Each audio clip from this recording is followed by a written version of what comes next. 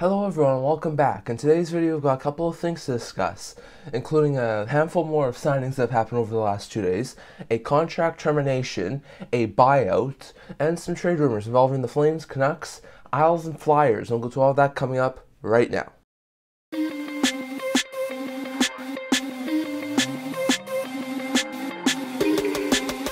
Hello everyone, welcome back to another video here at the Anton Talk Channel. Now, as usual, I'll kick things off today by announcing a couple of signings that have happened over the past couple of days. So, we'll start out with all the signings that happened on July 13th. There was a pretty big handful of signings that happened 2 days ago. Most of them were depth pieces. There was a couple of signings by the Montreal Canadiens, signing RFAs Nicolas Baudin, the defenseman, and Lucas Condada, who's a left winger, both to league minimum deals. Baudin for 1 year, Condada for 2. So for both of these guys, I would expect them to be most likely depth pieces on that team. Baudin was a first-round pick of the Hawks last year, was acquired last year by Montreal. He played basically all of his season in Laval. He seems like he could be a good third-pair defenseman eventually, but with the Canadiens having guys like Harris and Goulet and Xhekaj up in front of him, it's really hard for him to make the lineup. So I would expect him to probably be a AHL player and maybe be a call-up at some point in time. As for Condada, he got into a couple of games towards the end of last season. He looked really good, but once again, Canadiens have a really deep forward group and have a hard time thinking that some of those young players who should be in the NHL won't make it this year because of all of their depth in that forward group. So I would expect Condada to probably be a AHL top 6 forward, and maybe eventually Condada can be a solid NHL forward. But I think for the time being, both Condada and Baudin are AHL forwards. But still, it's really good to see those two get signed by the Canadiens. The Philadelphia Flyers have signed Ollie Lycksell, who was an RFA of theirs, to a 2-year contract with an AAV of $788,000. That's a solid deal for Lycksell. Lycksell gone to a couple of games over the past couple of years, but once again, a call-up option. He was not really a regular NHL forward. I could see him maybe get some more opportunities with the Flyers having a lower-end roster right now, but still, for the most part, I think Lycksell will be a AHL forward. So most likely that's where Lycksell is going to play. The New York Rangers have signed defenseman Ty Emberson, who they acquired in the Patrick Nemeth deal a year ago, to a 1-year contract extension with AAV of a league minimum deal of $775,000. So Everson actually did really well in the AHL this year. Looks like eventually he might be able to be a good 6th, 7th defenseman. So that's a really good sign there for the Rangers. League minimum for 1 year is pretty good. However, I do think that with the Rangers already having a solid right side of Fox, Trouba, and Schneider, I don't see Emberson really making any sort of jumps to the NHL this year. So, once again, a good player, maybe a call-up option, but will most likely be playing at the AHL level next year. And then the biggest of the signings that happened on July 13th was Ty Dellandrea, signing a 1-year, one-way contract with an AAV of $900,000. Now, Dellandrea finally got his NHL role last year. It took him a little while, but he was able to finally solidify himself as a solid NHL forward. Former first-round pick from a couple of years ago. He looked really well in their top 9. So that was a really good addition there for the Stars. He did really well. He even got the couple of goals that helped the Stars win Game 5 of this conference final against the Vegas Golden Knights. So he's definitely shown he can be a really productive forward. I did think he would get more on an extension, but with the cap space where it's at right now and the Stars not having too much room, signing him to a 1-year, $900,000 deal, I think is a really good steal for the Stars, and hopefully Dellandrea should get a little bit more lucrative deal next year when the cap goes up. So a solid signing there for the Stars, and hopefully if Dellandrea can continue to grow and improve, he'll be able to get a bigger deal next year. So some pretty good signings there from 2 days ago. Then going on to all the signings that happened yesterday, there was a couple of big ones. So first with the Pittsburgh Penguins, they signed 2 players. RFA left winger Jonathan Gruden signed a 1-year minimum deal, while left defenseman Emil Painaniemi signed his 3-year entry-level contract that will have an AAV of $870,000. Now for Gruden, he's been in the organization for the past couple of years. He was acquired from the Matt Murray trade with Ottawa. He's done quite well over the past couple of years, and he looks really good. But once again, I think the Penguins have a really deep forward group, so it wouldn't surprise me at all if he was more of an AHL player, but I could see him maybe get 1 or 2 call-up options throughout the season.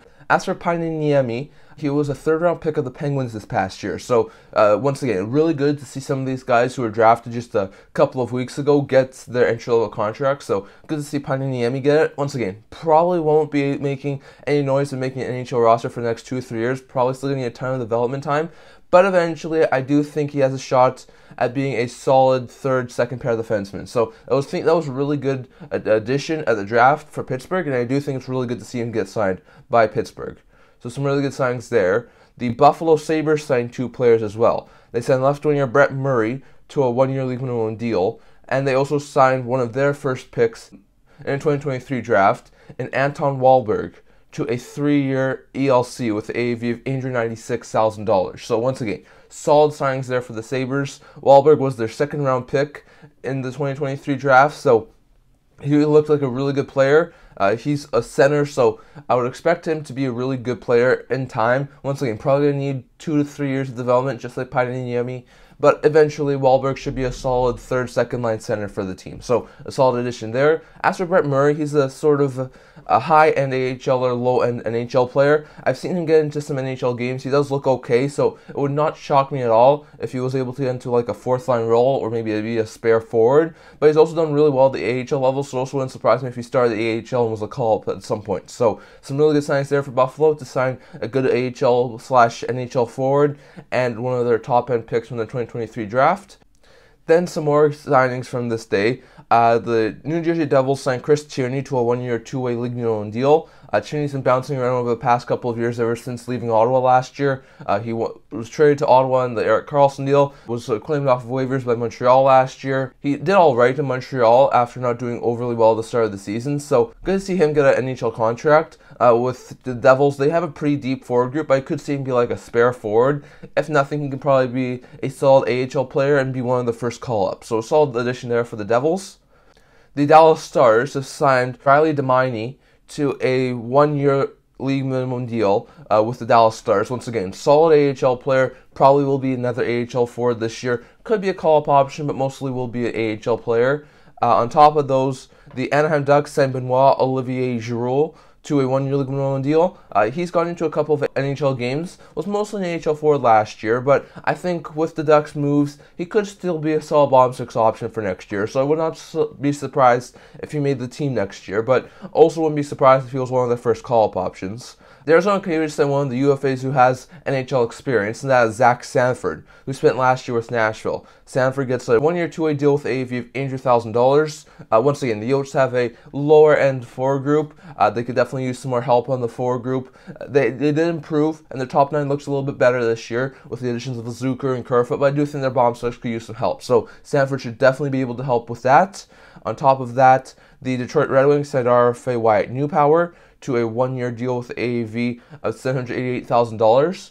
Newpower looks like a really good defenseman. He should be able to push for a roster spot, maybe not next year, maybe in the next couple of years, but he does look like a solid third-pair defenseman. So another good sign there for the Red Wings, and hopefully in the not-too-distant future, Newpower can challenge for a roster spot.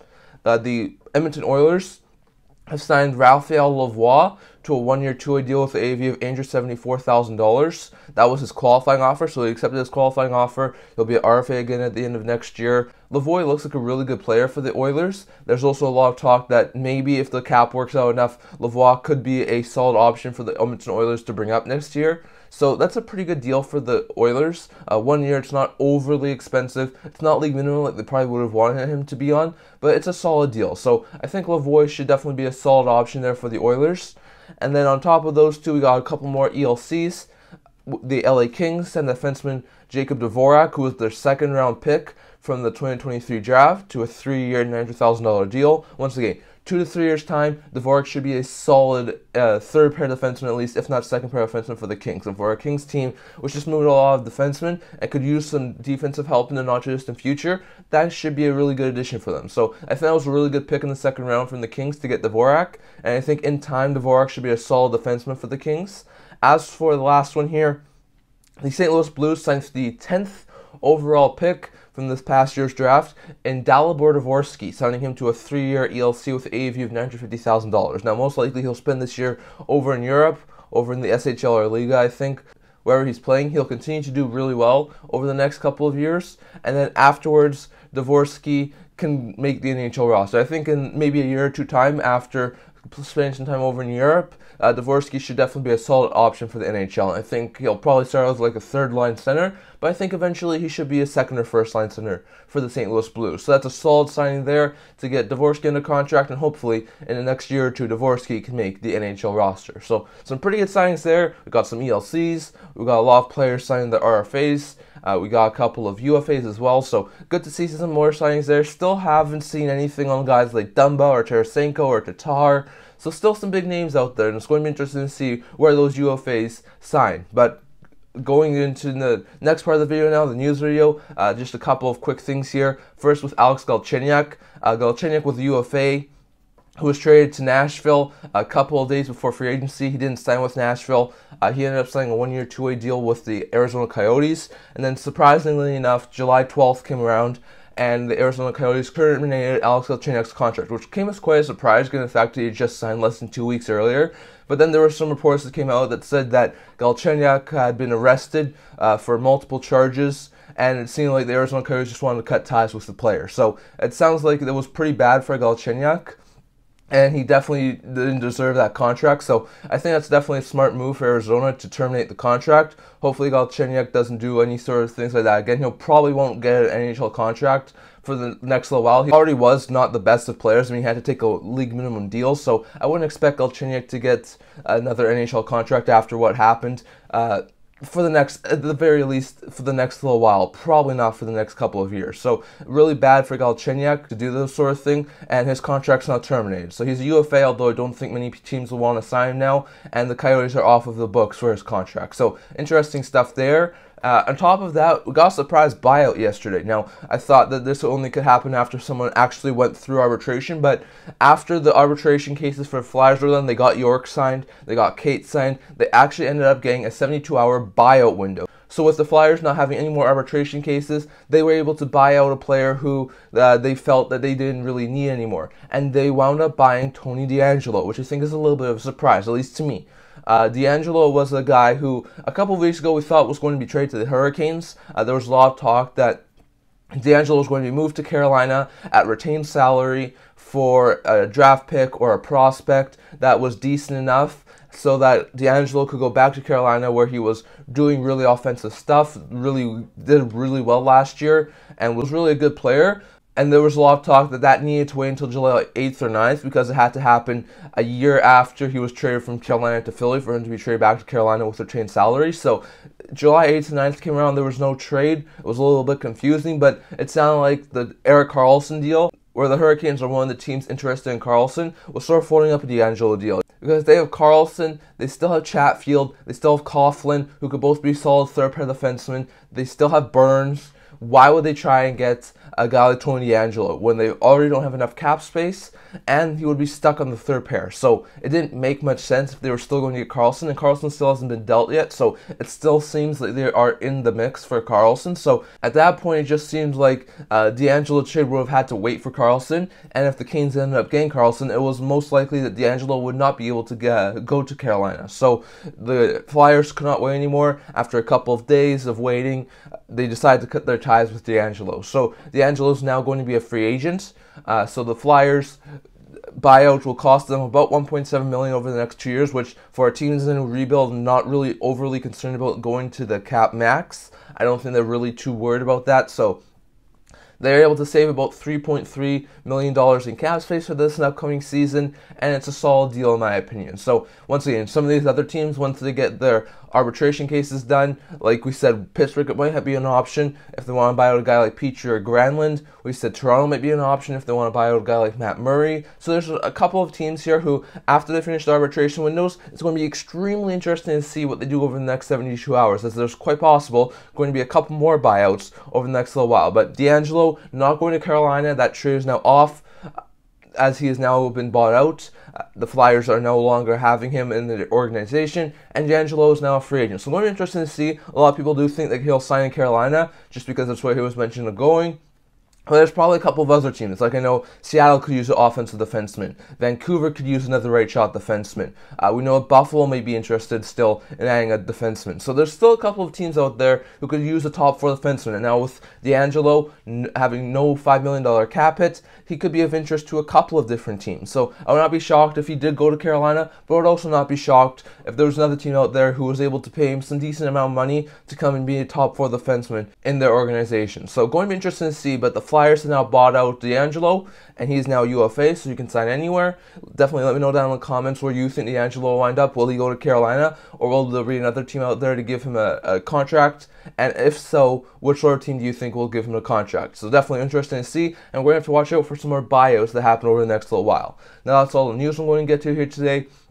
And now let's go over to the trade rumor part of the video. So there's definitely a couple of trade rumors here I want to discuss, starting with the Calgary Flames. There's a lot of talk recently that maybe Elias Lindholm will not be willing to accept the contract extensions that the Calgary Flames continue to give him, and the Calgary Flames may have to trade him. Now, we know that the Calgary Flames, new GM Craig Conroy, at his press conference a couple of months ago, said that he would want to keep his team intact with players that he knows are going to be signed long-term. So for all the players who are going to be in the final year of their deals, he either wanted extensions for or traded, because he definitely did say that he doesn't want more situations like Johnny Gaudreau where they thought he was going to sign, and then at the 11th hour he left and went to Columbus via free agency. So it's going to be interesting to see what happens, but so far they've not extended any of their players who are entering the final year of the deals, and they've only moved one guy, and that's Tyler Toffoli, when they moved into Jersey for Sharon Govich and a 3rd round pick. So definitely, it's interesting to see that the Flames, at this point in time, have not been able to find trades for some of their guys. We know Hanafin's not resigning.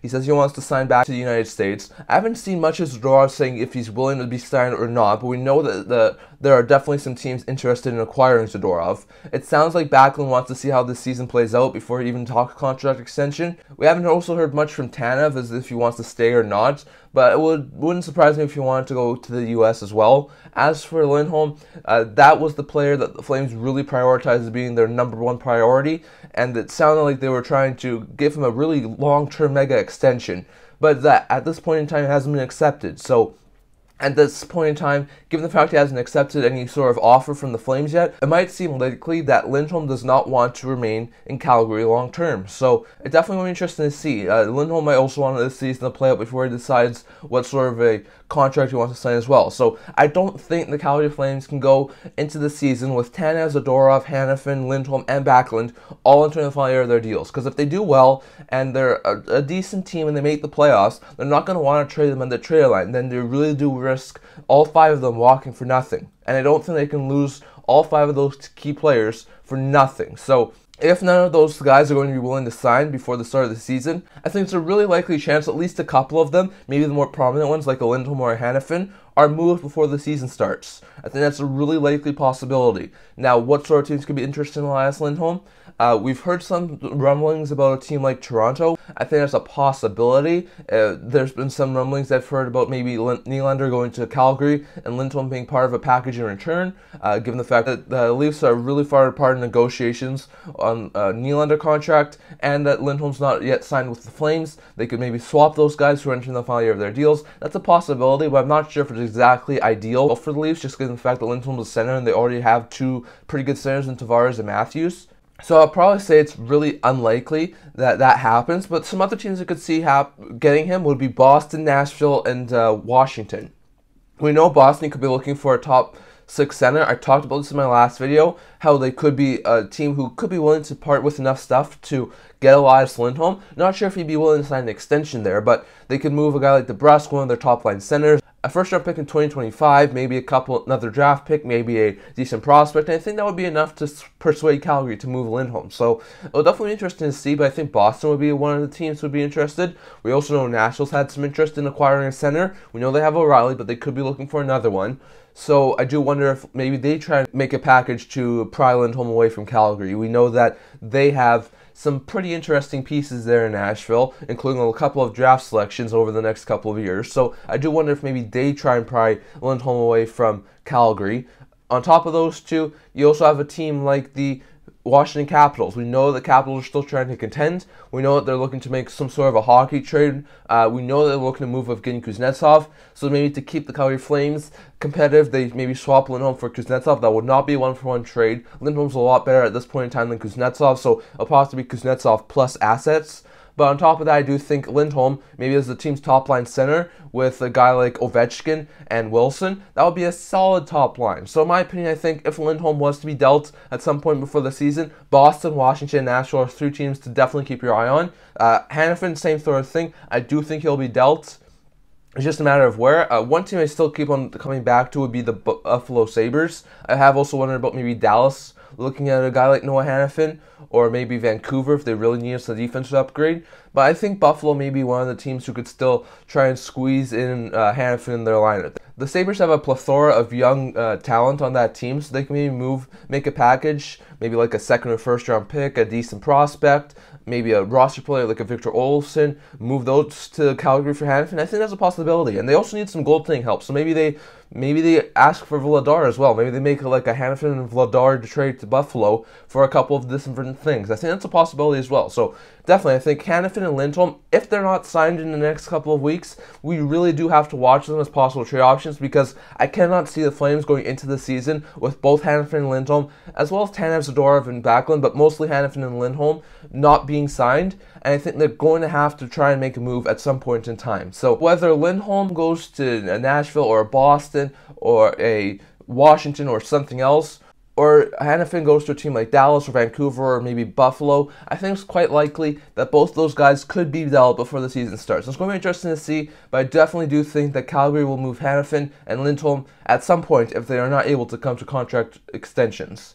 Now, as for the Canucks, just a quick update here. As we touched on, there was some talk that there was a Tyler Myers for Kevin Labanc trade maybe happening in September. I still think that's a possibility, not a guarantee, but there have been some more news reports coming out that said that the Canucks may have to move a winger and may have to move it soon. Now, there was a report out there that the Canucks may be able to get Tyler Pearson back from injury earlier than expected and at some point in the not-too-distant future. So that would really help the Canucks, but that would also give the team a really immense amount of wingers. They have Beauvillier, Besser, Garland, Höglander, Kuzmenko, Podkolzin, and on top of those, if you add Pearson, that's like 8 really good top 9 wingers. They only have 6 top 9 winger spots. So they are most likely going to have to move something. On top of that, Pearson was the guy who I thought would start in long-term injury reserve, give them some cap relief.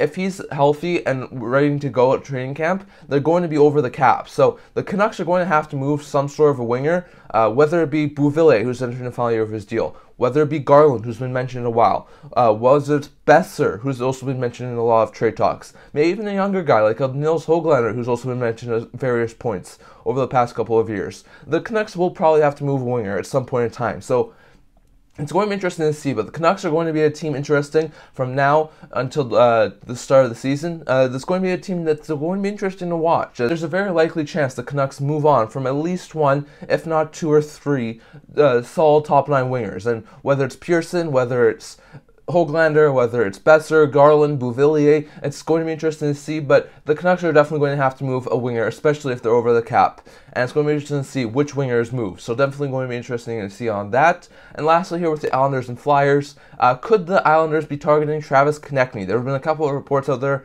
that I've seen that said the Islanders still need a goal-scoring winger. We know that they were in on DeBrincat. It sounded like the trade package for DeBrincat was a first-round pick, Jean-Gabriel Pageau, and Oliver Wahlstrom. So a lot of people do think that they could maybe try and after not getting DeBrincat, after DeBrincat went to Detroit, maybe they try and get a trade package, that same sort of trade package, to pry a guy like Travis Konecny away from Philadelphia. Now, I'm not sure how highly valued Konecny is in Philly. He's probably pretty high valued, just given the fact that he's definitely had a career season last year. He was a solid player. He really fit in well in John Tortorella's system, so I don't think they're overly thrilled to move him. But at the same time, his value is probably never going to be higher, and with them being a really building team, they could definitely use the assets from a Konecny trade to really improve that team. So would a first-round pick, Pajot, and Wahlstrom get Konecny? I think it'd be pretty close. Wahlstrom's a former first-round pick who I think still has the potential of being a solid top 6, 20, 30 goal scorer. First-round pick in next year's draft could definitely be a solid addition for a rebuilding team like the Philadelphia Flyers. And on top of that, you have Jean-Gabriel Pageau, who could be a solid stopgap, like second or third line center for the next couple of years. And if he can improve his game to what it was a couple of years ago, maybe they move him in a year or two when his contract has a little bit less term. So I think it's a possibility. I think they'll probably have to add maybe one or two more things to sort of get it to Konecny's value, or at least what the Flyers think of Konecny's value, because Konecny still has a couple of years left. They're not going to move him unless they feel like that's a really good trade package. It's a decent idea, as I think Pageau, Wahlstrom, and a first-round pick would have done Ottawa pretty good if it wasn't for the fact that DeBrincat really just wanted to sign in Detroit, and that really handicapped Ottawa. But on top of that, I really do think the Islanders could benefit from getting another scoring forward. And if that's Konecny in their top 6, if he can play the sort of way he played this past year, it would be a huge improvement on that forward group. So I think it's possible that a package of Wahlstrom, Pageau, as well as a first-round pick could pry Konecny away from Philadelphia, but I also think they may have to sweeten the package just a tad bit more to try and get Konecny. But it seems like the Isles have some interest in Konecny. It seems like the Isles could try and flip Pageau, Wahlstrom in the first-round pick, which is the rumored asking price on the Galchenyuk DeBrincat, to the Flyers to get a top 6 scoring forward, which I think would be a pretty smart move, as that's a pretty good return for Philadelphia. And the Islanders, we know, need some more top 6 help on the scoring front, so getting a Konecny who can score 30 goals, put up 60, 70 points, would be a solid addition for the Islanders. So definitely, that's all I'm going to talk about for today, but definitely let me know down in the comments what you think. Do the Canucks move a winger with their cap space and everything it's at? I definitely think they have to. Definitely let me know down in the comments which winger you think will be moved. Will it be Höglander, Besser, Garland, Beauvillier, Pearson? Definitely let me know down in the comments. Will the Flames have to move Lindholm or Hanafin before the season starts? Will they be able to get Lindholm signed? If so, do you think Lindholm or Hanafin get signed? Or do you think they get traded? And if so, what sort of team do you think they'll get traded to? Definitely let me know down in the comments. And on top of those two things, does it make sense for the Islanders to move Pageau, Wahlstrom in a first if it gets them Travis Konecny? I think it definitely does make sense, given the fact they need a top 6 scorer, and Wahlstrom is a good player, but I don't think he's at the Konecny level right now, and Pageau's a decent center, but they have enough centers right now, so I think it would make sense if they were to move a first, Pageau, and Wahlstrom for Konecny to really improve that team. But definitely, let me know down in the comments, will the Islanders do that trade? Will the Flyers do that trade? And if so, which team would you think wins if it was a first-round pick, Wahlstrom, and Pageau for Konecny? But that's all I'm going to talk about for today. Remember to like this video if you really liked it. Remember to subscribe. We're very close to 100 subscribers, so definitely don't forget to subscribe. I also do a blog talking about news, rumors, analysis, stuff like that, so definitely check that out. I'll leave a link to that in the description below. And I can't wait to see you guys all for the next video. See you guys soon.